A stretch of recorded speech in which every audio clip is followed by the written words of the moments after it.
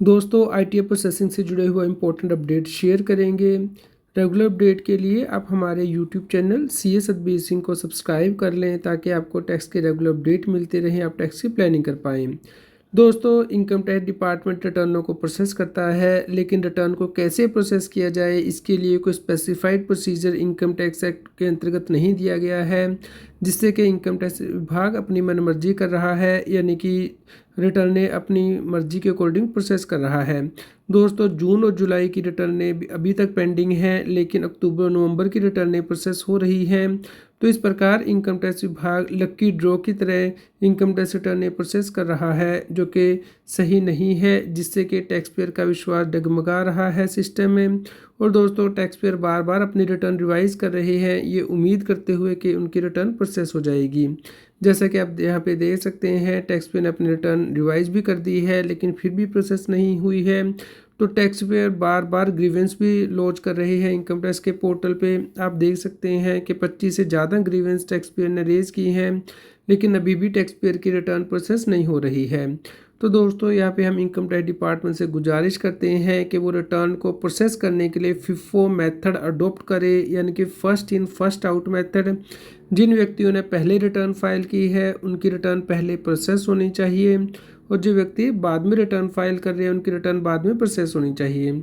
ऐसा करने से इनकम टैक्स डिपार्टमेंट ये इंश्योर कर सकता है कि tax payer timely return file करें, ताकि उनकी रिटर्न जल्दी प्रोसेस हो पाए। तो दोस्तों अगर आप भी हमारी बात से सहमत हैं तो इस वीडियो के नीचे कमेंट करके ज़रूर बताएं, ताकि रिटर्न जल्दी प्रोसेस हो पाए और बजट में भी इस तरह का कोई प्रपोजल आ सके, ताकि टैक्स पेयर को जल्दी रिटर्न फाइल करने के लिए इनक्रेज किया जाए और उनकी रिटर्नें भी अकॉर्डिंगली प्रोसेस हों।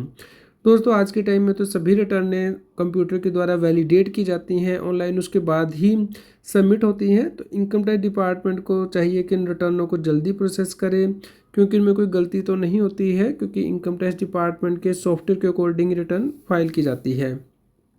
दोस्तों अगर आप देखते हैं रिटर्न प्रोसेसिंग का स्टेटस, तो सैटरडे और संडे की वजह से बहुत कम रिटर्नें प्रोसेस हुई हैं। सिर्फ 10,404 रिटर्नें ही 23 नवंबर को प्रोसेस हुई हैं।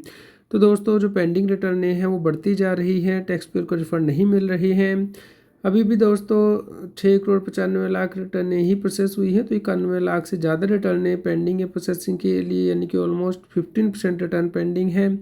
दोस्तों अभी 31 लाख से ज़्यादा रिटर्नें वेरिफिकेशन के लिए पेंडिंग है। तो हम टैक्स पेयर से गुजारिश करते हैं कि वो जल्द से जल्द रिटर्न को वेरीफाई कर दें।